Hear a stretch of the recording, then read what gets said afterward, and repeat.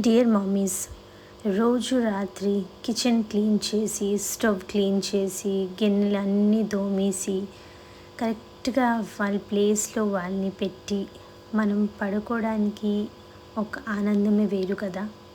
కానీ we're not a super women. So అప్పుడప్పుడు ఒకవేళ కిచెన్ క్లీన్ చేయకపోయినా మీరు బాధపడక్కర్లేదు.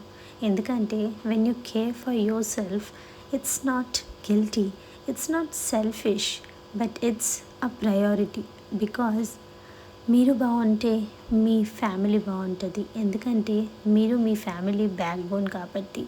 కానీ ఒకటి, కిచెన్ క్లీన్ చేసి పడుకుంటే మార్నింగ్ లెగిచిన తర్వాత బాగా ఫ్రెష్గా ఉంటుంది వంట చేయడానికి. అంతే కదా?